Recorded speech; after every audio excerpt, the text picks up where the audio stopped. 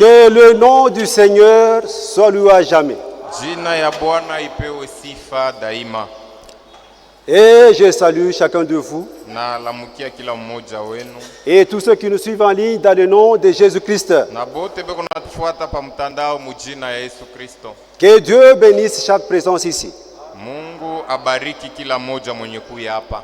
Avant toute chose, j'aimerais remercier le frère Kalele, Mbele ya kwanza bitu byote napenda kumshukuru ndugu Kalele, mon berger mchungaji wangu, et tous les anciens na baze bote kwa natumika nabo. pour les conseils qui m'ont témoigné, Kwa hii shauri wala mapendo bananionesha pour m'accorder la chair. kwa kunikaburia hii mimbali. Puisque le berger répondra pour tout ce qui se passe ici sur la chair. Sababu mchungaji atendaka kusamba kwa mahubiri yote nafanika huku mimbali. Pour cela, que Dieu le bénisse richement. Kwa ajili ya ile Mungu amubariki kabisa. Sans tarder, veuillez vous lever Bila kuponda muda na milomba pour mshimani. respecter la lecture de la parole. Kuheshimia usomi ya neno. Nous sommes dans le livre de Jude. Tuko mukitabu ya Yuda. Nous commencerons au premier jusqu'au 5e verset. Tuko naanza kumustari yake ya kwanza mpaka ya 5. Avant la lecture, je vais d'abord prier. Mbele ya kusoma nitaomba kwanza. Seigneur Dieu Tout-Puissant, Bwana Mungu wa uwezo yote, une fois de plus, nous sommes vraiment reconnaissants mara tena ingine tunashukrani kwako pour cette belle occasion que tu nous as donnée de nous réunir autour de ta parole. kwa hii bahati mzuri unatukaburia ya kukusanika kando ya neno lako. Nous voulons lire. Tunapenda tuisome sasa. Seigneur, sans toi, nous ne pouvons rien Na faire. bila wewe Bwana hatuwezi Nous kitu. venons auprès de toi pour demander du soutien. Tunakimbilia kwako jua kulomba msaada. Toi qui avais dit qu'au deux jours, tous seront enseignés de toi. Wewe ulisemaka ya kwamba mashiku ya mwisho bote batafundishwa na wewe. Et que là où il y a 2 ou 3 personnes, rien, ton nom sera parmi eux. Na pale patakuya bawili na batatu banakusanika mjina yako, utakuwa katikati Nous yao. t'invitons en scène pour prendre le contrôle de toutes choses. Tunakualika mtakatifu ili upate kuongoza kila kitu. Connecte-nous au ciel, Seigneur. Na tunakulomba upate kutunganisha na mbingu. Efface-moi, Seigneur, de la scène. Unitoshe mukibeta e Bwana, Que tu descendes de toi-même na kupitia kwako pour parler à ton peuple. wewe peke ushuke na useme na taifa Du yako. début à la fin, nous attendons à toi. Na tunakutumainia wewe Dans le nom de Jésus-Christ. mujina ya Yesu Kristo. Amen. Amen. Nous lisons. Tuko nasoma Jude, serviteur de Jésus-Christ et frère de Jacques. Yuda mtumishi wa Yesu Kristo na ndugu yake ya Yakobo. À ceux qui ont été appelés, Hii maneno tunasema kubote baliweza kuitwa, qui sont aimés en Dieu le Père benye kupendoa katika Mungu Baba et gardés pour Jésus-Christ. na benye kuchungiwa juu ya Yesu Kristo. Que la miséricorde, Rema, la paix et la charité vous soient multipliées. salama na mapendo ipate kuzidishwa kwenu. Bien-aimés, Bapendwa, comme je désirais vivement vous écrire au sujet de notre salut commun. mpaka vile nilikuwa naitamani kwa moyo wote nimiandikie kwa habari ya wokovu yetu shebote. Je me suis senti obligé de le faire, Na hapa nalazimishwa sana kumiandikia afin de vous exhorter à combattre pour la foi ili nipate kumionya mupigane vita juu ya imani qui a été transmise au sein une fois pour toutes. ile liwezi kupeleka kubatakatifu mala moya kwa lote, Car il s'est glissé parmi vous certains hommes kwa sababu katikati yenu kunaingia bantu bamoya fulani dont la condamnation est écrite depuis longtemps, ambaye hukumu yabo iliweza kufanika tokea zamani. des impies Ni batu bachafu qui changent la grâce de notre Dieu en dissolution beko nageuza neema ya Mungu wetu kuwa kitu kichafu, et qui renient notre seul Maître et Seigneur Jésus-Christ. na beko na mukana Bwana na Mwokozi wetu Yesu Kristo au pekee. Je veux vous rappeler, Lakini napenda kumikumbusha à vous qui savez fort toutes ces choses, mweye ambaye munesha kujua hii maneno mzuri que le Seigneur, après avoir sauvé le peuple ya kwamba Bwana kisha ye kokoa batu et l'avoir tiré du pays d'Égypte, na kubatosha mwinchi ya Misri, fit ensuite périr les incrédules. nyuma yake akaua batokuamini bote. Que Dieu ajoute ses bénédictions à la lecture de la parole. Mungu aongeze mabaraka yake kusomi ya neno lake. Veuillez vous asseoir. Unaweza kuikala. Par la grâce de Dieu, nous allons nous partager un sujet intitulé Kwa neema ya Mungu tutaweza kukabulana tungo moya yenye kuitwa Combattre ardemment pour la foi. Tupigane vita kwa moyo wote juu ya imani. Bien-aimés frères et sœurs, Banduku na badada bapendwa, l'apôtre Jude a écrit cette épître 66 ans après Jésus-Christ. Mtume Yuda aliweza kuandika hii barua miaka 66 kisha kufa kwa Yesu. Il a remarqué un relâchement parmi les croyants. Aliona ya kusema baminifu abakukuye tena vile barikuya kumwanzo. Les gens viennent bien commencer, Bantu balianza muzuri, mais à un certain moment, ils ont relâché. Wakati mwa fulani banaacha kufanya vile barikuwa nafanya kumwanzo. C'est pourquoi il dit, je me suis senti obligé de le faire, Ndio kwa sababu anasema na lazimishwa kuifanya afin de vous exhorter. ili nipate kumionya. Bien-aimés frères et sœurs, Ndugu na badada bapendwa, de même moi aussi votre frère cet après-midi, vile vile mie pia ndugu yenu magharibi ya leo, je m'en vais vous rappeler à vous mes frères et sœurs. nakuya kumikumbusha mweye banduku na badada yangu, Vous avez cru au message, muriamini ujumbe, c'est bien. ni mzuri kuamini. Vous êtes dans le plan de Dieu, c'est bien. Uko mumapu ya Mungu iko mzuri. Mais la Bible nous dit dans Ecclésiaste chapitre 7, Lakini Biblia natuambia Mhubiri sura 7 verset 8. shairi ya 8, Mieux vaut la fin d'une chose que son commencement. inasema kwamba heri mwisho kuliko mwanzo. Israël était sorti en Égypte Israeli aliweza kutoka Mumisri, dans le but d'aller jusqu'en Canaan. kifukuzio kyabo kilikuwa ni baingie Mukanana, Mais arrivé au désert, lakini kufika mujangwa ils étaient devenus incrédules banashinda kuwa na imani, au point que Dieu du ciel mukimo ya kwamba Mungu wa mbingu s'est vu obligé de les tuer. analazimishwa kubaua, Parce que Dieu, il est le Dieu de sa parole. kwa sababu Mungu anabakia Mungu wa neno yake. Même vous, mes frères et sœurs, Hata mweye banduku na badada yangu, vous avez cru au message. muliweza kuamini ujumbe, Mais le but lakini kifukuzio est d'aller au ni ciel. kya kwenda mbinguni. Beaucoup se contentent de rester dans la communion ici, dans l'assemblée. Batu bamingi beko nafurahiwa kama anaamini anakoya tu mukristu mukanisa Ils fulani, se contentent d'être appelés frères, anafurahiwa banze kumuita nduku katika sœurs du message. mwite o ni dada wa kujumbe. Haina vile, Ce n'est pas ça l'évidence que vous irez au ciel. haina ile njo itakupatia hakikisho ya kusema utenda kumbingu. Que Dieu vous bénisse. Mungu amibariki. Israël, quand elle était en Égypte, Israeli wakati balikuwaka Mumisri, Dieu ne traitait pas encore avec elle.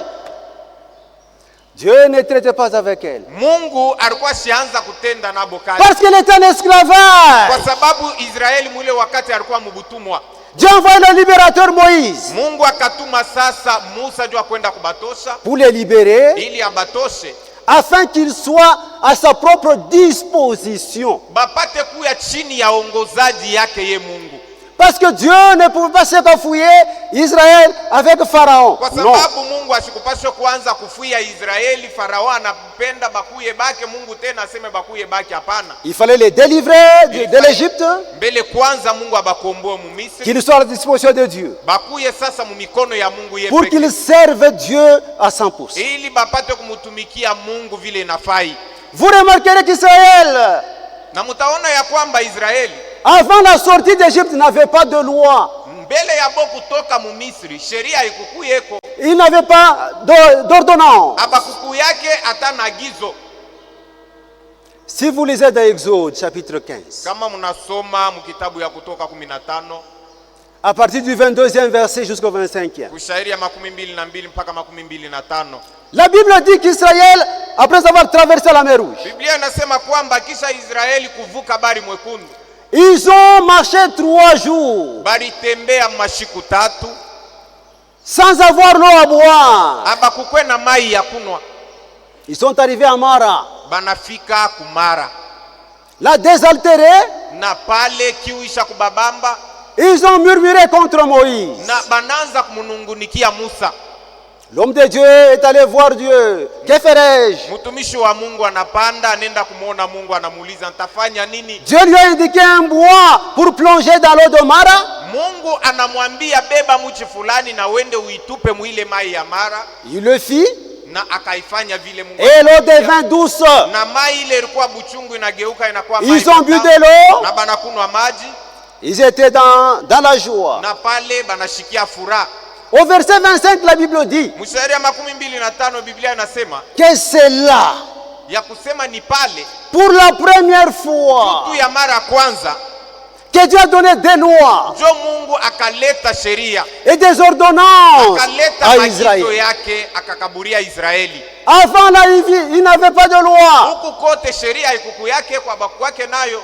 Maintenant, quand Dieu a donné la loi, Sasa wakati Mungu alileta sheria, cette loi méritait d'être observée. ilifai baheshimie na baishi ile sheria, Ceux qui rompirent cette loi, na bale balibeba ile sheria, qui rompirent cette loi, ceux qui rejetèrent cette bale loi, bo barikana na kutupa ile ce sheria, sont ceux que la Bible appelle les incrédules. ni bale Biblia iko naita kusema batu bakutokuamini. Que Dieu vous bénisse. Mungu amibariki. Cette loi devait les servir Hii sheria ilipaswa kubasaidia pour marcher jusqu'à arriver en Canaan. kutembea kufika mpaka mwinchi ya Kanana. Cette loi leur servait de distinction Hii sheria ilikuwa na basaidia bakwe bantu bakwachana na avec bengine, tous les peuples. bachane na bantu bengine pa dunia, Puisque Dieu, c'est un Dieu de l'ordre. kwa sababu Mungu anakuwa ni Mungu wa utaratibu. Que Dieu vous bénisse. Mungu amibariki. De même, nous aussi, frères et sœurs, Vile vile tena siye banduko na badada, quand nous étions dans le monde, wakati tulikuwa tungari mudunia, nous n'avions pas la parole de Dieu. hatukukwake na neno ya Mungu, Nous vivions selon les coutumes de nos pères. tulikuwa naishi kufuatana na kabila ya bazazi yetu. Mais quand Dieu nous a appelés, Lakini wakati Mungu alituita, il nous a donné sa parole anatukaburia neno yake, que nous devons garder, hii ambaye tunapaswa kuchunga, que nous devons observer. ambaye tunapaswa kuishi, Et cette parole na hii neno nous amènera au ciel. itatufikisha mpaka mbinguni. Que Dieu vous bénisse. Mungu amibariki.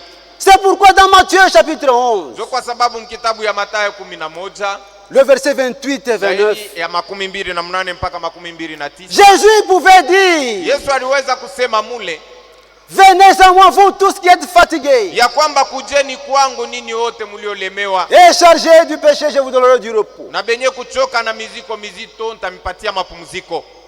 Prenez mes instructions. Kujeni na mubebe magizo yangu. Quand nous venons à l'église, Wakati tuko nakuya kukanisa, c'est pour prendre les instructions de Dieu. ni njoo tukuye tubebe magizo ya Mungu.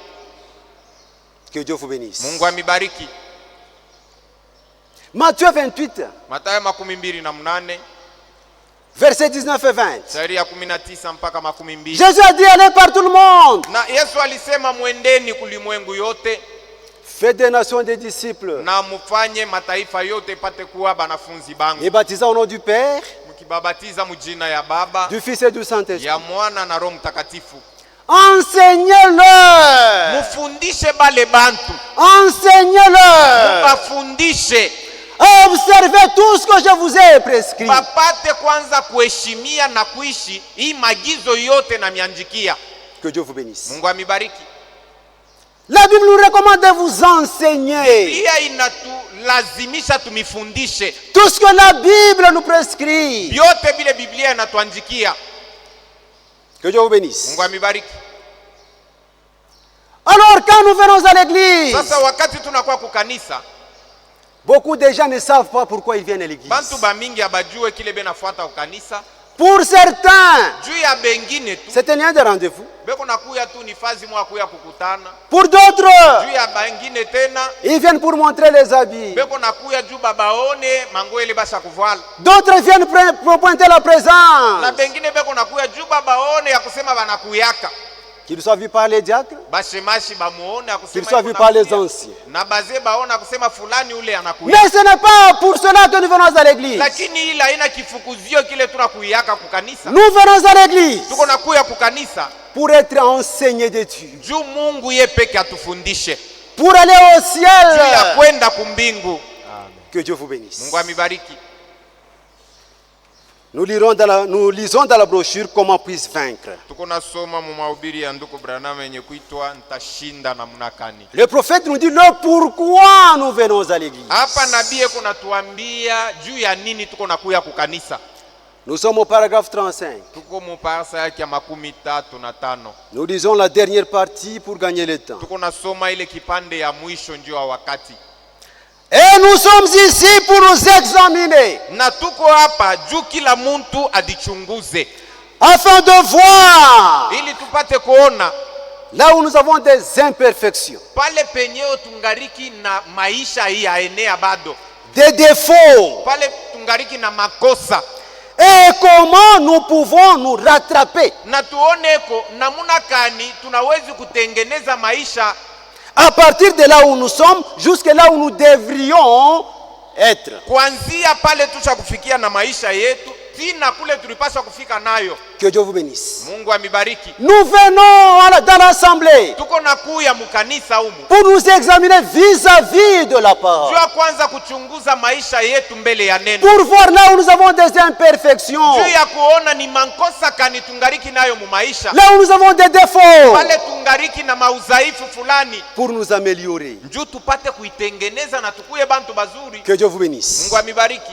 Quand nous venons ici, wakati tunakuya hapa, c'est parce que nous sommes des humains. Ni njuu tungariki banadamu tu. Nous avons des imperfections. Tuko na makosefu. Nous avons des défauts. Tuko na bitu bibaya. Et quand la parole sort, wakati neno inahubiriwa, la parole c'est un miroir pour un chrétien. Neno inakuya ni kioo kya mwaminifu.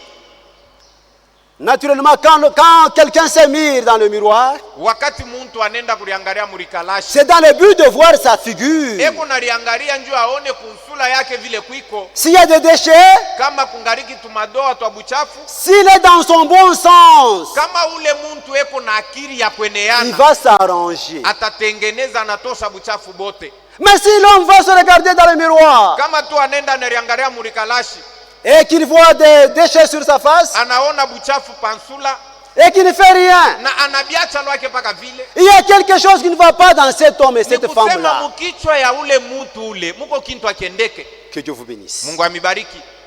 Quand la parole sort, wakati neno inahubiriwa, et qu'elle touche votre vie, na inenda inagusa maisha vous yako, devez combattre. unapaswa kupigana, Vous devez faire des efforts unapaswa kujikaza pour vous améliorer. juu upate kutengamana ukuye mtu. On ne vient pas au temple pour rester les mêmes. Non. Ukuye kukanisa njuu tubakie paka vile tulikuwa zamani. Nous devons changer. Tunapaswa kubadilika. Que Dieu vous bénisse. Mungu amibariki. Nous devons changer. Tunapaswa kubadilika. Quand Jésus nous a donné des instructions, wakati Yesu aliweza kuleta ile maamri, c'est pour que nous les prenions ni njuu shetu ibebe et les mettions en pratique. na tuanze kuishi mu maisha yetu. Que Dieu vous bénisse. Mungu amibariki. Nous prenons un deuxième témoignage de Frère Branham. Tuko nabeba tena ushuhuda ingine ya pili ya ndugu Branham. Une église séduite par le monde. Mu mahubiri yenye kuitwa kanisa yenye kutongozewa na dunia. Paragraphe 8. Parasa ya 8. Rappelez-vous, kumbukeni, nous ne sommes pas à un pique-nique. hapa ndani ya hii kanisa hatuna mufashi ya michezo. Nous sommes sur un champ de bataille. Hapa tuko ni mukiwanza kya mvita. Bien des gens pensent qu'une fois devenus chrétiens, bantu ba mingi beko na wazia kusema kama tu bo banakuwa ba Kristo, ils ont fait tout ce qu'il fallait. ni kusema vile banamini njo bile balipaswa kufanya tu kunaisha. Qu'alors le problème est réglé pour toujours. Na kama anaamini mambo inaisha kunaisha. Et que parce qu'ils sont chrétiens, na ya kusema njuu bo banakuwa ba Kristo, tout ira comme sur des ni roulettes. kusema mu maisha yabo byote bitakuya paka biateketeke na bizuri.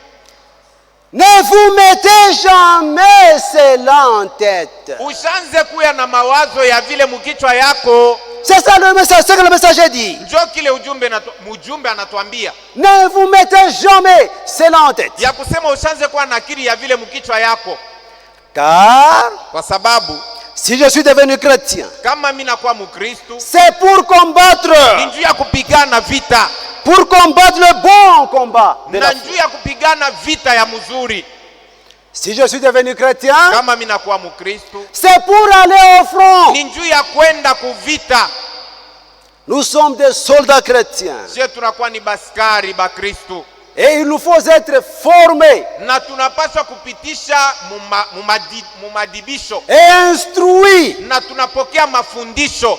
Il nous faut connaître toutes les techniques de l'ennemi Na tunapaswa kujua namuna kani adui anekalake kuna kombana vita, pour savoir comment nous fortifier juu ya sisi tupate kujua namuna kani ya kuditia moyo, et comment livrer le na combat. tupate kujua namuna kani tutapigana vita.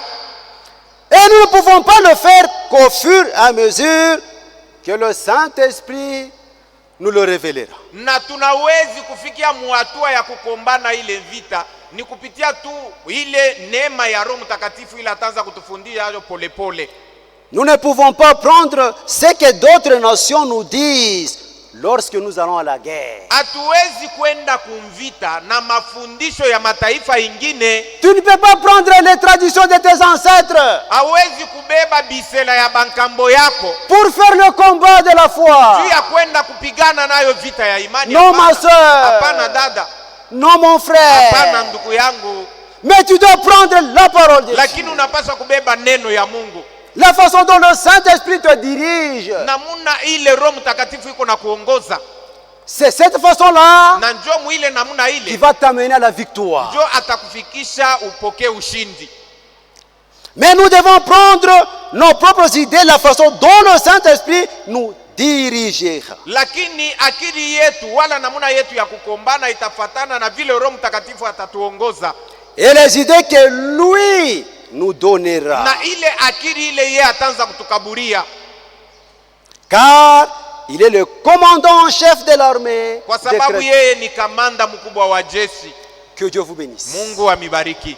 Quand nous venons à l'église, Wakati tunakuya kukanisa c'est pour être formés. ni njuu tupate kupokea mafundisho, C'est pour être instruits de ni Dieu. njuu Mungu apate kutufundisha Comment livrer le combat. namuna kani tutapigana vita, Car, Ephésiens chapitre 6, kwa sababu mwa Efeso sura 6 nous n'avons pas à lutter hatuna bale tunakombana nabo, contre la chair et le sang, hatukombane na banadamu, mais contre les dominations, lakini tunakombana na contre mautawala, les puissances dans les airs. tunakombana na uwezo ya anga. Que Dieu vous bénisse. Mungu amibariki. Et quand la parole sort, Na wakati neno ya Mungu inahubiriwa, c'est à toi de prendre la parole, de la mettre en pratique. wewe ndio unapaswa kuibeba na kuishi mu maisha yako, Et si tu ne la pratiques pas, na kama wewe upende kuishi neno, tu n'iras nulle part. jua kusema usenda fasha hata moya. Si tu ne fais rien, Kama wewe haujikaze, tu n'iras nulle part. jua ya kusema hauna nafasi hata moya utenda. Lisons ce que la Bible nous dit dans 2 Timothée, Tusome kile Biblia inatuambia mu Timotheo wa pili, chapitre 2, shairi ya pili, le 5e et le 6e verset. sura ya pili shairi ya 5 mpaka 6. Et l'athlète n'est pas couronné s'il n'a pas combattu suivant les règles. Mupigaji wa mbio ashipokeake taji kama ashikimbie kufuatana na makanuni. Verset 6. Shairi ya 6. Il faut que le laboureur travaille Inafai mulimaji afanye kazi avant de recueillir des fruits. kabla ya ye kwenda kuvuna matunda. Que Dieu vous bénisse. Mungu amibariki. Il faut que le laboureur travaille Inafai mulimaji afanye kazi, avant de recueillir des fruits. na ile kazi ataifanya ni mbele ya ye kwenda kuvuna vya pa mashamba. Ma soeur, Dada, kama wako besoin uvune, si tu as besoin de cueillir mais urime mashamba, ou de récolter quelque chose alors que utapata mavuno je. cultiver, comment est-ce que tu vas récolter? Au kama unakata tu shamba, Ou si seulement tu vas déboiser seulement le champ unatoka hako, et ensuite tu t'en vas. unasema ni kuna mashamba. Et après tu vas informer au monde que toi tu as le champ. Est-ce que utavuna? Réellement vas-tu récolter? Kama unaweka matuta, Si toi tu vas seulement former des plates-bandes aweke mbeko mubulongo. et que tu n'as pas semé, Est-ce que utavuna? réellement vas-tu récolter? Il en est de même dans le spirituel. Iko vile vile tena na mukiro. Si tu ne fais rien, Kama wewe haupende tu ne kufanya kazi, récolteras ya rien. kusema usitavuna kitu, Tu dois travailler inafai ufanye kazi pour ton salut. kuokovu yako. et suivant les règles. na ile kazi unapaswa kuifanya kufuatana na makanuni. Que Dieu vous bénisse. Mungu amibariki. C'est ainsi que tout chrétien doit se comporter. Njoo muhimu namna kila mwaminifu anapaswa Il doit kujifuata, travailler anapaswa kufanya kazi pour son salut. juu ya wokovu yake. Là, c'est Philippiens chapitre 2, verset 12. Ni mwa Filipi sura pili shairi ya 12. Vous devez travailler Unapaswa kufanya kazi, avec crainte unapaswa kufanya ile kazi et tremblement pour votre na salut. kutetemeka kote juu ya wokovu yako. Si tu ne travailles pas, ma soeur, wewe haupende kufanya kazi dada mon frère, yangu, tu ne vas pas récolter. jua ya kusema wakati ya mavuno hausapata. Le ciel est pour les combattants. Mbingu ni ya bapiganaji ba vita.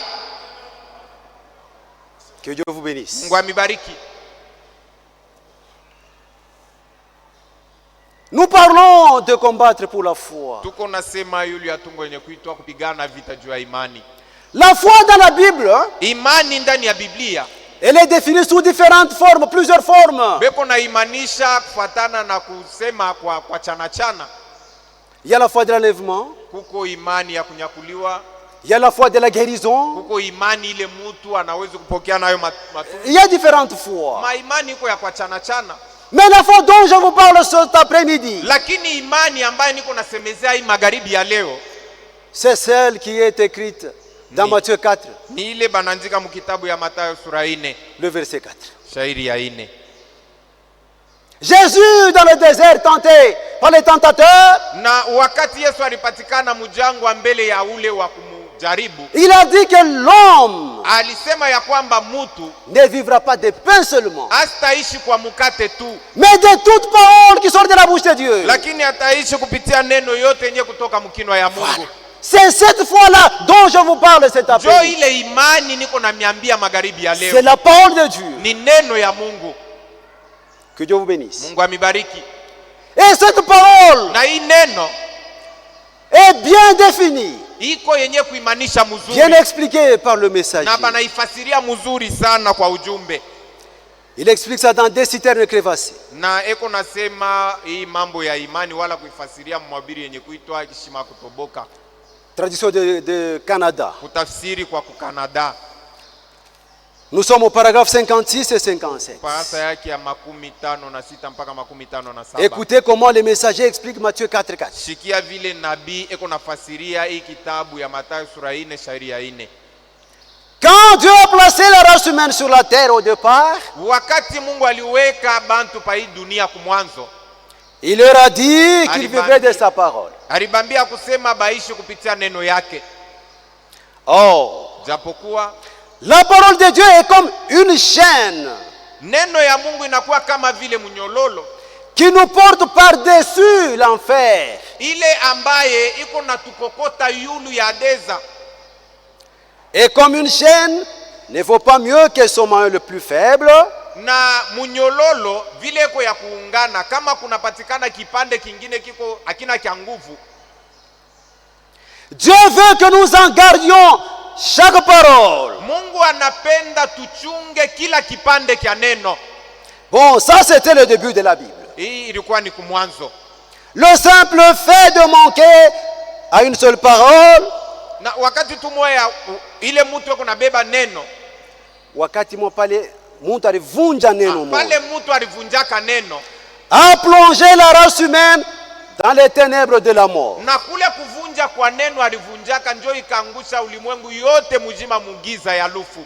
Paragraphe 57. Parasa yake ya 57. Jésus est venu au milieu de la Bible. Na Mungu Yesu aliweza kuya katikati ya Biblia, Il a dit que l'homme ne vivra pas de pain seulement, na wakati alifika anasema mtu astaishi kwa mkate tu, mais de toute parole. lakini ataishi kwa neno yote.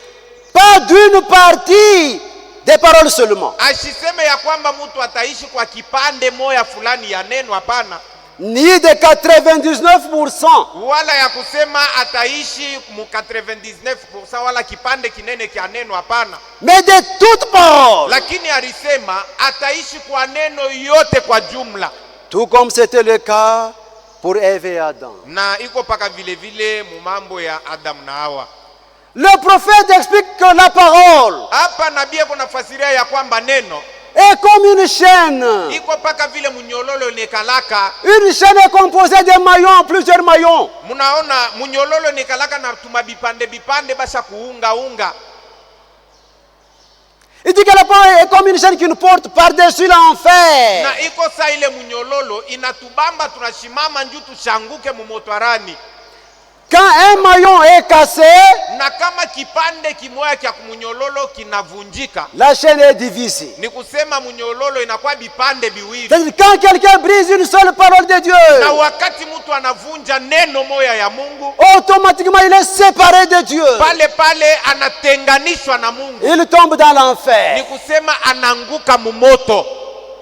Que Dieu vous bénisse. Mungu amibariki. Chaque frère et chaque Kila soeur ndugu na kila dada est censé garder chaque parole. analazimishwa kuchunga kipande kyote kya neno. Pas trier, Hapana yeko na lichakulia, mais chaque parole. lakini kuchunga neno yote. Tu dois garder chaque parole. Unapaswa kuchunga neno yote kwa jumla, Puisqu'une chaîne est complète quand tous les maillons sont bien en union. kwa sababu munyololo iko mujima ni wakati vipande vyote viko vyenye kuungana mzuri.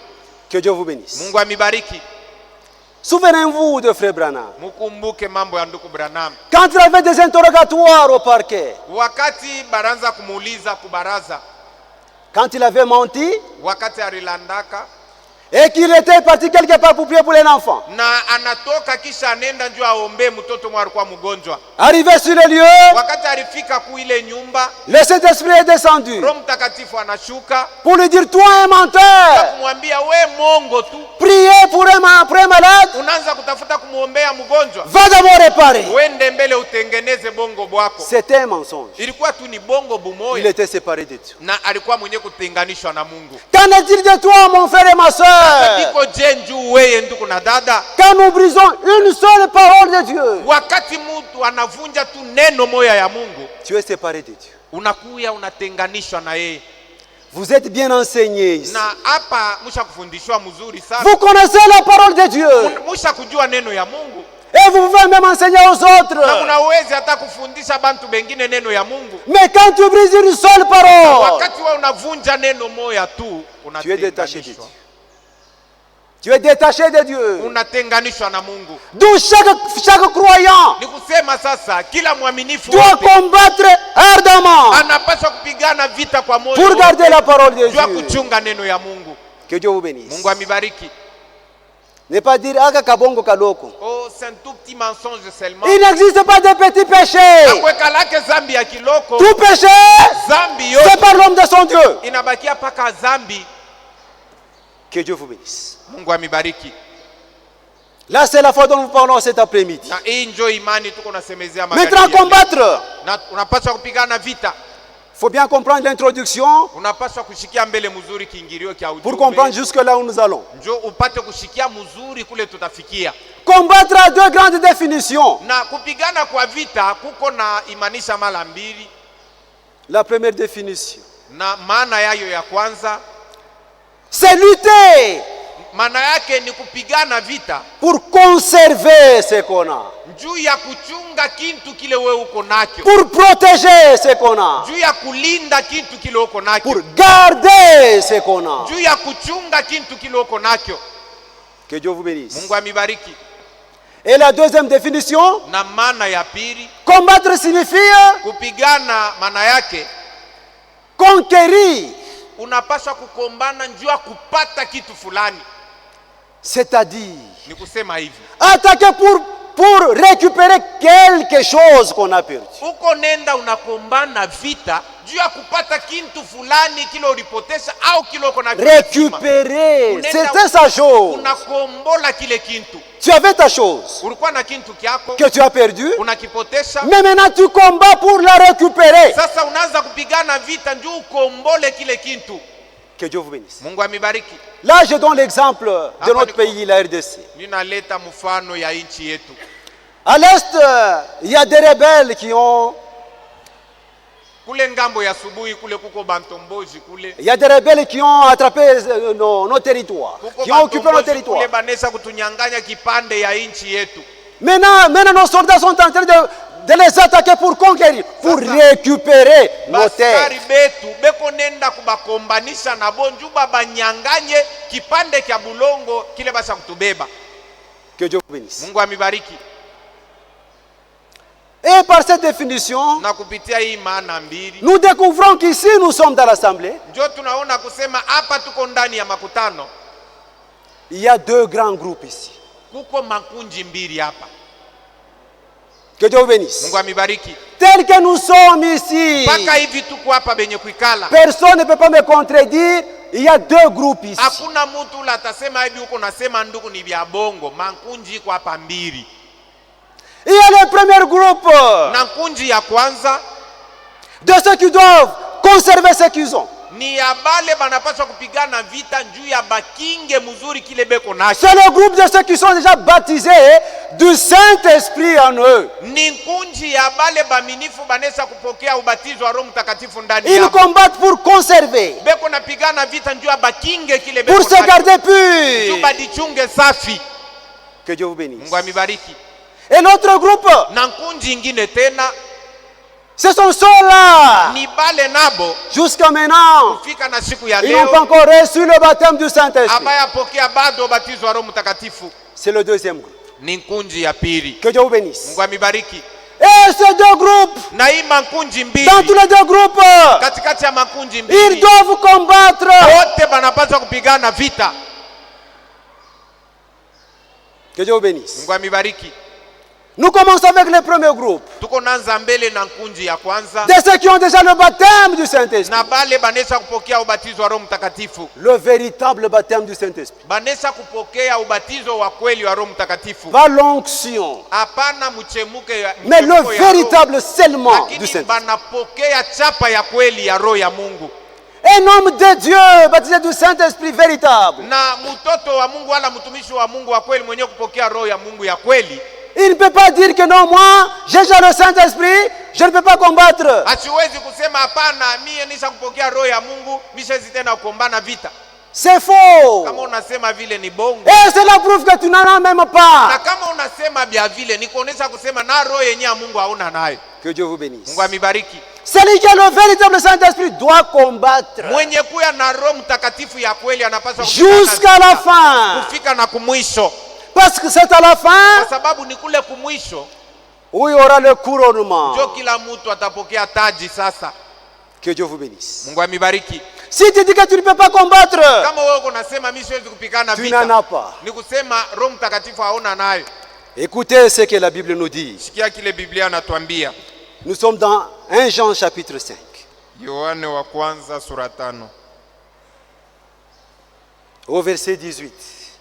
shairi ya 18. Nous savons que quiconque est né de Dieu ne pêche point. Tunajua ya kwamba yoyote mwenye kuzaliwa na Mungu atendake zambi kamwe. Mais celui qui est né de Dieu se garde lui-même. Lakini yoyote aliyezaliwa na Mungu anajichunga wala kujikinga mwenyewe. Et le malin ne le touche pas. Na mujanja siwezi kumugusa. Comment toi peux-tu dire que je ne peux pas combattre? Sasa namuna kani wewe unasema hawezi kupigana vita? La Bible dit Biblia inasema que celui qui est né de Dieu, yoyote mwenye kuzaliwa na Mungu il se garde lui-même. ye mwenyewe anapaswa kujichunga. Et quand il se garde, Na wakati kunajichunga le malin ne le touche pas. pale mujanja siwezi kumkamata. Se garder comment? Kujichunga namuna kani? Avec la parole de Unapaswa Dieu. kujichunga na neno ya Mungu.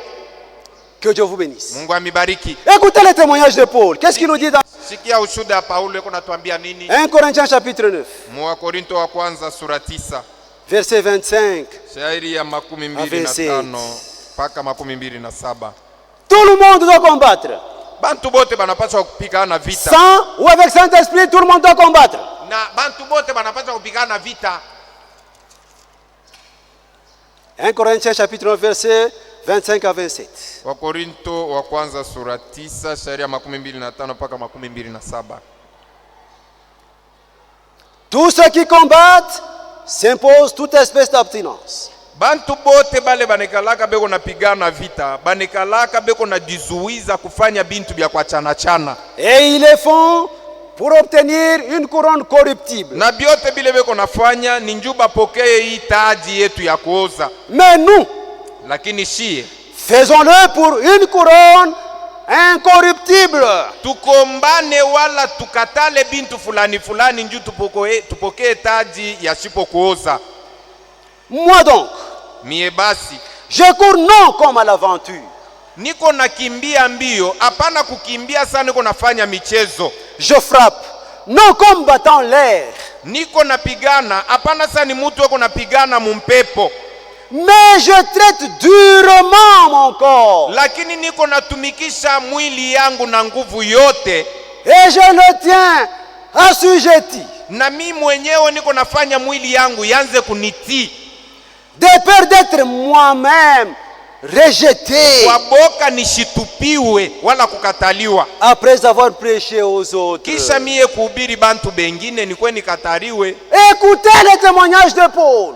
Munasikia sasa hii ushuda ya Paulo. L'apôtre des nations. Ye mwenye kuya mutume wa mataifa. Qui a reçu un mandat divin. Ule alipokea mwito wala kazi ya kutoka kwa Mungu. Prédit depuis l'Ancien Testament. Yenye balitangulia kusema mwagano la kale. Celui qui a placé le fondement. Yeye ndio aliweza kutia misingi. Comme un sage architecte. Kama vile mjengaji wa hekima. Écoutez sa déclaration. Sasa shikia misemo ile iko natoka mkina Il yake. craint, il dit je crains. Eko naongopa, nasema niko na boka. D'être rejeté.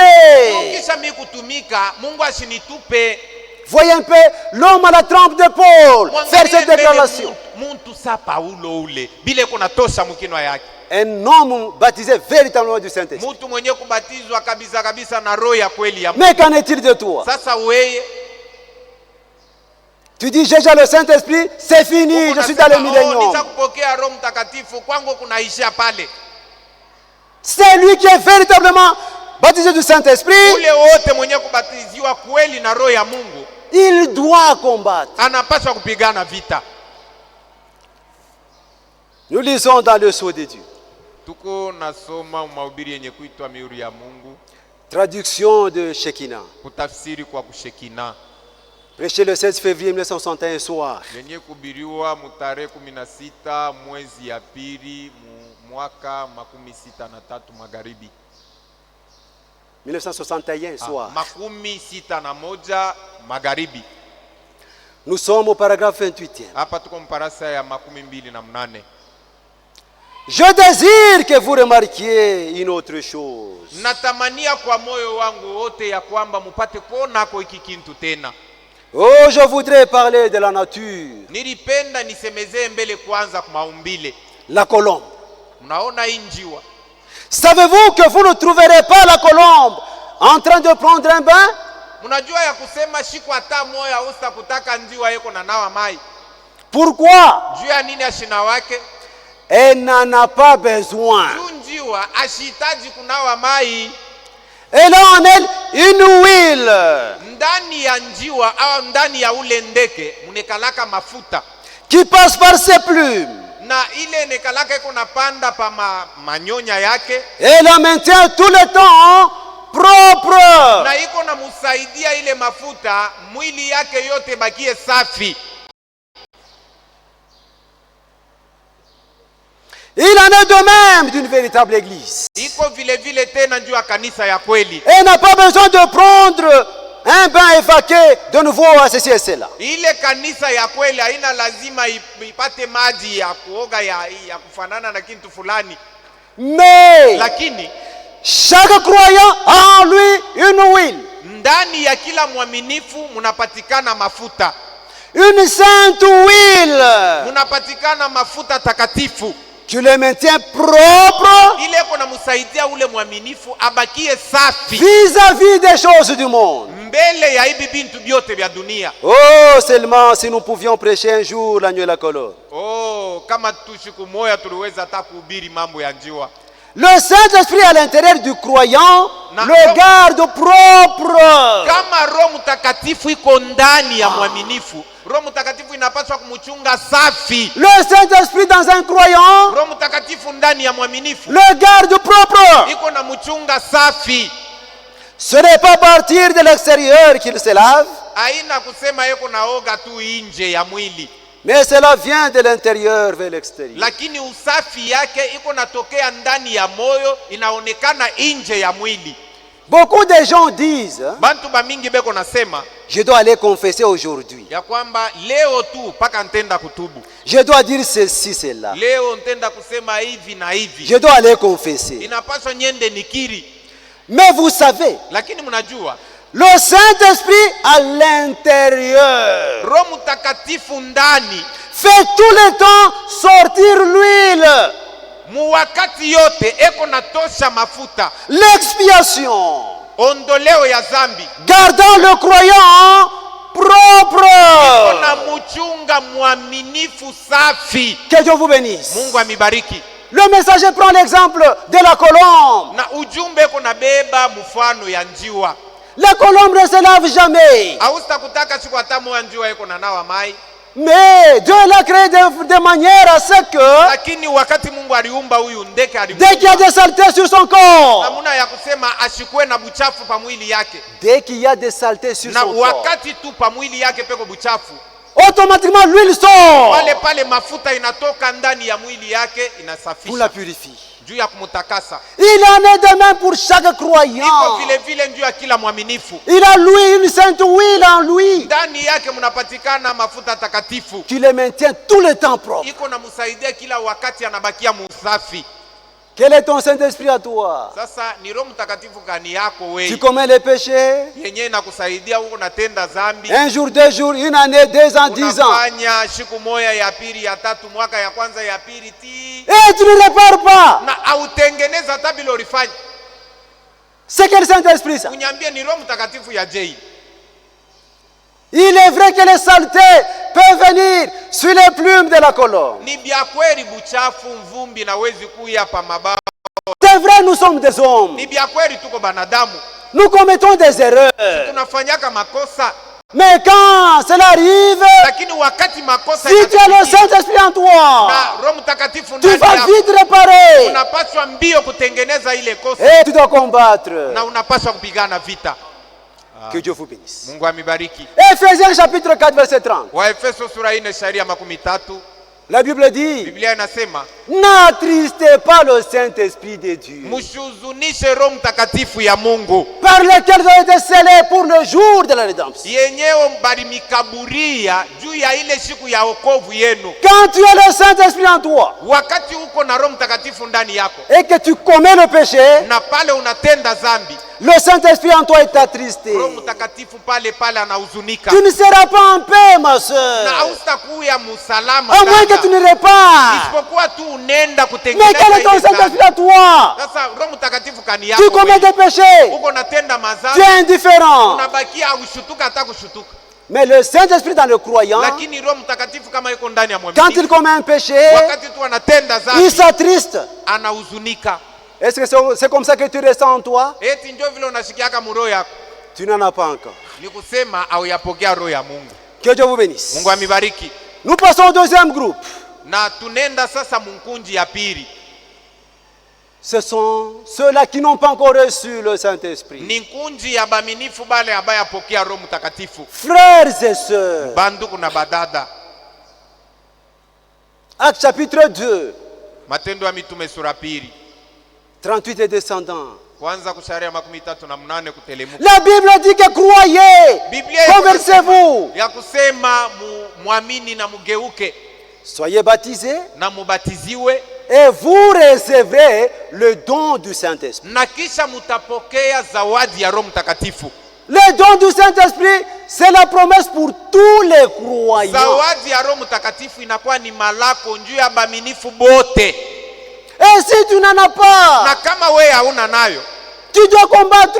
inafaa upigane vita. Tu dois fouiller ta vie. Unapaswa sasa kuangarisha mu maisha Pourquoi est-ce que yako tu n'as pas le na Saint-Esprit? kujiuliza njuu ya nini ti leo Roho Mtakatifu Puisque hauna c'est la promesse pour l'église. juu ni malako ya kanisa. Si tu n'en as pas, Kama una na Roho Mtakatifu, va fouiller dans ta vie. uende sasa uangarishishe mzuri mu maisha yako.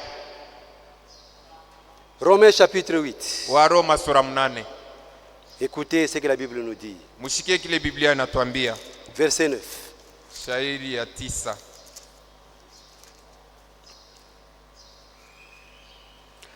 vous, juu yenu vous ne vivez pas selon la chair, amuishi tena kufuatana na mwili, mais selon l'esprit. lakini muko naishi kufuatana na ongozaji ya roho. Si du moins l'esprit de Dieu habite en vous. Isipokuwa tu roho ya Mungu iko naishi ndani yenu.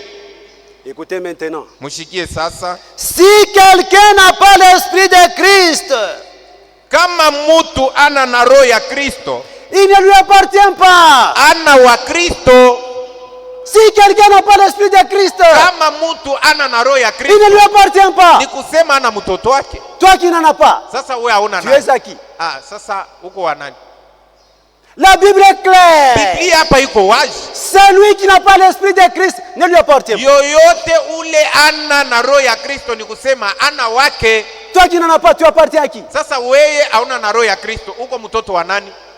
Mais il y a une promesse pour toi. Sikuko malako juu yako. Pourquoi tu n'en as pas? Sasa njuu ya nini hauna na Roho Mtakatifu? Tu dois combattre. Unapaswa kupigana Tu vita. dois aller Unapaswa uende uangarishishe mu pour maisha chercher yako. pourquoi tu n'en as pas. Juu ya nini ti leo hauna na Roho Mtakatifu? Bien-aimés frères et sœurs, Bandugu na badada bapendwa, et le message que nous avons reçu na hii ujumbe tulipokea a un seul but. iko na kifukuzio tu kimoya. C'est que chacun de nous Ni kusema soit baptisé du Saint-Esprit. kila mmoja wewe babatiziwe na Roho Mtakatifu. Le but du message, Kifukuzio kia ujumbe c'est que chacun de nous ni ici kusema kila mmoja wetu reçoive le Saint-Esprit. apokee Roho Mtakatifu. Amen. Le signe, Mahubiri yenye kuitwa alama, la traduction de Canada, kutafsiri ya Kanada, paragraphe 137. parasa yake ya 137. Mais quand je verrai les signes, Lakini wakati nitaona hii alama, je passerai par-dessus vous. mimi nipita yulu yenu. C'est la condition de Dieu requise pour cette heure. Hii njo kanuni ya Mungu ile aliweza kuleta njuu ya ile mambo muile wakati. Vous devez avoir le signe. C'est la condition de Dieu requise Na pour mwewe cette heure. unapaswa kuya vile vile, kwa sababu njo kanuni ya Mungu analeta muhii kizazi. Le message du temps du soir Ujumbe ya wakati ya magharibi est d'appliquer le signe. ni kusema kila mtu apakale na yeye alama. C'est ça le message, le but du message. Njo kifukuzio kia ujumbe, C'est que chacun de nous ait le Saint-Esprit. ni kusema kila mmoja wetu apokee Roho Mtakatifu. C'est ça le but du Njo message. kifukuzio kia ujumbe. Et toi qui n'en as pas, Sasa we hauna na Roho Mtakatifu, tu as manqué le but. ni kusema kifukuzio kenye kia ujumbe La unakikosa. flèche de délivrance. Mahubiri yenye kuitwa mshale ya ufungulivu, Nous sommes au paragraphe tuko mu parasa 36. yake ya 36. Écoutez ce que le messager dit. Mushikie kile mjumbe konasema. L'homme à qui Dieu avait parlé le 11 juin 1933. Ni kusema Mungu alisema kwanza mu mwaka 33, C'est lui à qui Dieu a parlé. na kule ule alipaswa kusema, C'est lui à qui Dieu a donné le message. na alisema na kwa ule alipaswa kupokea Pour ujumbe préparer la seconde venue. juu ya kutayarisha kuluria kwake. Écoutez ce qu'il dit. Shikia kile konasema hapa, Paragraphe 36. parasa yake ya 36. Écoutez-moi ce soir. Magharibi ya leo munishikie. L'église est encore en train de manquer la cible. Kanisa yoi haiyapokea bado kifukuzio. Kanisa inashindwa kupata kifukushio. L'église est encore en train de manquer la cible. Kanisa inashinda kupokea kifukuzio. L'église n'a pas touché la cible du baptême du Saint-Esprit. Kanisa haiyafikia kukifukuzio cha ubatizo ya Roho Mtakatifu. Elle n'a pas touché la cible de délivrance du Ni péché. kusema haiyafika mukifukuzio cha ufungulivu ya dhambi. Ma soeur, mon Ndugu frère, yangu na dada yangu, toi qui n'as pas encore le Saint-Esprit, wewe uyapokea Roho Mtakatifu, tu n'as pas encore atteint la ni cible. kusema hauyapokea kifukuzio. Va fouiller dans ta vie. Wende sasa uangarishishe mu maisha Qu'est-ce yako, qui ne va pas? ni kintu kani akiendekemo. Que Dieu vous bénisse. Mungu amibariki. Va fouiller dans ta vie, mon Wende frère. uchunguze maisha yako, Puisque le Saint-Esprit, sababu Roho Mtakatifu c'est le signe d'appartenance. inakuya ni alama iko naonesha kusema uko wa Yesu. C'est le signe que Dieu a confiance en toi. Ni alama iko naonesha kusema kama Mungu anakukaburia, ni kusema anakutumainia. Écoutez ce que le messager nous dit. Sikia kile mjumbe kunatuambia. Les 5 identifications précises de la véritable église. Vitambulisho 5 vya kanisa ya kweli ya Mungu. Nous sommes au paragraphe 141. Komparasa yake 141. Si vous dites que vous croyez Kama wewe uko nasema ya kwamba unaamini et que vous n'avez pas encore reçu le Saint-Esprit, na hauyapokea bado Roho Mtakatifu, Dieu ne vous a pas encore scellé, jua kusema Mungu ashakutia muhuri, il n'a pas encore assez confiance pour se fier à vous. ni kusema Mungu ashakutumainia bado. Si tu n'as pas le Saint-Esprit, Kama una na Roho Mtakatifu, c'est que Dieu n'a pas confiance en toi. kusema Mungu hakuna namuna kutumainie. Va fouiller avec la Wende parole. uchunguze maisha yako. Où est-ce que tu as perdu ta confiance à Dieu? Na uone ya kusema ulipoteza ako ile neema kwa Mungu. Je,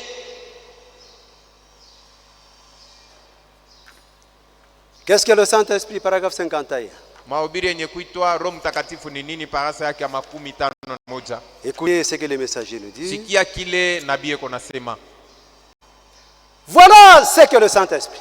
Na angalia maana Roho Mtakatifu C'est votre assurance. ni kusema kama uko naye Roho Mtakatifu, C'est votre protection. na ni ukingo yako. C'est votre témoin. Kama uko na Roho Mtakatifu ndio mshuhuda wako. Niko mukristo. Je suis chrétien. Donne-moi la preuve que tu es chrétien. Bon, unipatie tu kile kiko naonesha kusema Frère, uko donne-moi Mkristo. la preuve que tu es chrétien. Unipatie ko tu kile kitaonesha kusema uko Mkristo. Ma soeur, donne-moi la preuve que tu es chrétienne. Nionyeshe ko kile kitashuhudia ya kusema uko Mkristo. Le Saint-Esprit, c'est la preuve, c'est la Roho protection. Mtakatifu inakuwa ni hakikisho, inakuwa C'est ni votre témoin. yeye anakuwa ni mshuhuda wako. C'est votre sceau. Yeye anakuwa ni chapa yako. C'est votre signe qui dit Inakuwa ni alama yako iko nasema ya kwamba je suis en route pour le ciel. niko musafari ya kwenda mbinguni. Et maintenant, toi qui n'en as pas, tu es sur quelle route? Sasa kama wewe hauna na Roho Mtakatifu uko musafari Wewe ya hauna kwenda nayo, wapi? uko munjia gani? Toi qui n'en as pas, tu es sur quelle route? Oh, frères et sœurs. Oh, banduko na Il baba. est tard que vous ne le pensez. Sasa inesha kwenda sana. Il n'y a plus de temps. Wakati hainako tena. Un de ces 4 matins, Jésus viendra. Siku ni moja Yesu yuko nakuya. Cherchez le Saint-Esprit. Tafuteni Roho Mtakatifu. Cherchez à gagner la confiance de Dieu. Tafutisheni Mungu amitumaini. Dieu a besoin des gens Mungu weko lazima na bantu. en qui mettre sa Yeye confiance. anapaswa kuweka tumaini yake. Où sont ces gens-là ce Sasa bantu soir? bale Mungu anapaswa kutumainia beko wapi? Être pardonné. Mwenye kusamewa mahubiri. Nous sommes au paragraphe Tuko mu parasa yake 28. 28. Non, 60. Excusez-moi. Ah, 60 Être pardonné de mnisamehe. 63. Ni ya Paragraphe mwaka 60. 65. Dieu déteste une religion sans puissance. Mungu ashekalake na furaha. Mungu anachukia. Mungu eko na chukia ile dini bila uwezo. Et elle doit avoir de la puissance, certainement. Dini bya kweli inapaswa ikuwe na uwezo. C'est une puissance pour sauver l'homme du péché. Ni uwezo ile inapaswa kuokoa mtu kuzambi. Autrefois, les gens portaient toute leur attention sur la parole de Dieu Zamani bantu balikuwa na angarisho yabo yote kuneno ya Mungu. et la croyaient, Na baranzaka kuyamini. et le but était atteint. Na baranzaka kufikia kukifukuzio kya Autrefois, zamani. les gens portaient leur regard sur la parole Bantu balikuwa naangalia paka paneno. et le but était Na atteint. baranza kufikia paka Mais kukifukuzio. aujourd'hui, Laodicée, Lakini leo mkizazi ya Laodikia. les gens portent leur regard sur autre chose. Bantu beko naangalia macho yabo kubitu bingine tu. Le Saint-Esprit, c'est ça le billet pour Roho les Mtakatifu ndio inakuwa tiketi ya safari. Sans le Saint-Esprit, Kama hauna na Roho tu Mtakatifu n'es pas converti. ni kusema huyu ageuka hata kugeuka. Jésus avait dit à Pierre, Yesu alimwambiaka Petro dans Luc chapitre 22, Muluka verset 32, 22 mstari wa 32. quand tu seras converti, Alimwambiaka kusema wakati weye utageuka affermis tes frères. unapaswa kusaidia banduku Si yako. tu n'as pas le Saint-Esprit, Kama una na Roho Mtakatifu tu n'es pas converti. jua ya kusema wewe ageuka hata kugeuka. Cherchez le Saint-Esprit, frères et Tafuteni sœurs. Roho Mtakatifu banduku na badada. Les temps sont mauvais. Wakati isha kwa Nous mubaya lisons, sana. nous lisons une écriture pour terminer. Tusome kwa andiko moja njoo kumaliza. Nous sommes dans Hébreux chapitre 4, Tuko mu Waebrania sura 4 verset 1er. shairi ya kwanza. Craignons donc Tuongopeni basi. Tandis que la promesse d'entrer dans ce repos subsiste encore. Ile wakati malako ya kuingia mapumziko yake ingariki tena. Qu'aucun de vous ne paraisse être venu trop tard. Kushikuye mutu kwenu ule atachelewa safari. Muntu ashichelewe. Qu'il personne qui soit venu trop Ni tard. wakati yako. C'est ton temps, mon frère, ma Fanya soeur. nguvu ndugu na dada. Faites un effort. Que tu ne Usichelewe. sois pas venu en Il n'y a retard. plus de temps. Parce qu'il n'y a plus de temps. Même ce soir, Magharibi ya tu leo, t'es disposé. unapaswa kuya Dieu tayari peut te donner son esprit. na anawezi kukupatia roho yake. Pour ce soir, Juu ya magharibi ya leo, que Dieu vous bénisse. Mungu amibariki.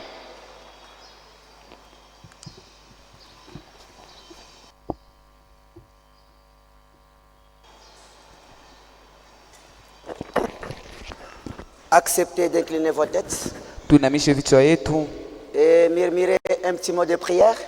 na tupate kwa kuomba kidogo. Nous allons le faire à la maison, Tutaomba mzuri kwa manyumba yetu.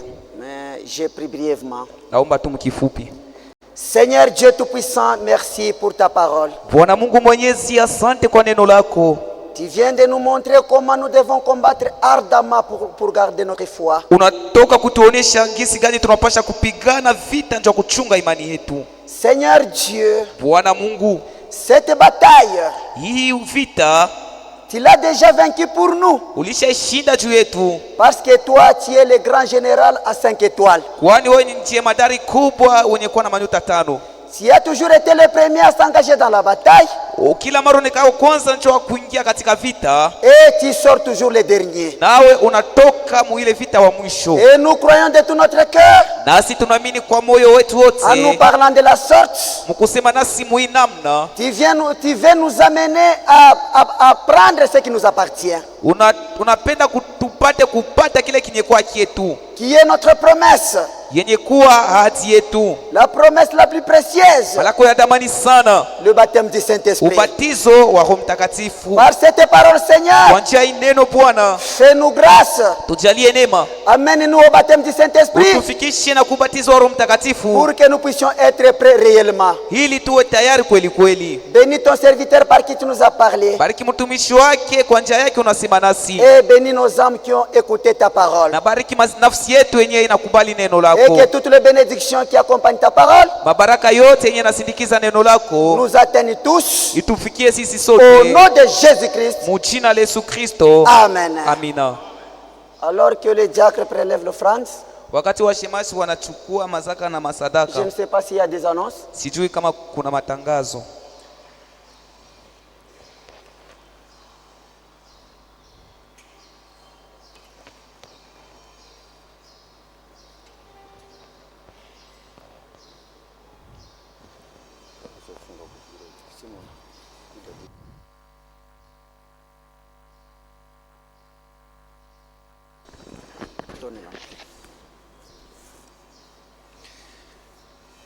Notre sœur Rachel, Dada yetu Rachel c'est une sœur qui vient de Lubumbashi, ni dada mwenye anatoka kulubumbashi, de l'Assemblée de Mampala.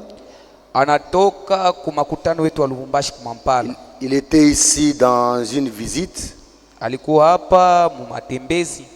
La sœur a couché chez notre frère Jean-Luc, Dada yetu alizala kwa mpenda wetu ndugu Jean-Luc chez Eau Vive, au centre de santé Eau Vive. hospitali yenye naitwa Eau Vive kwa Dr Jean-Luc. Donc la sœur n'a pas tellement de famille biologique ici. Maana yake dada ana na watu wengi wa mjamaa yake C'est mumwili. nous l'église qui est sa famille biologique et sa famille chrétienne. Sisi kanisa njo jamaa yake mumwili na mukiroho mukristo, Et nous savons ce que nous devons faire. na tunajua mapasho yetu.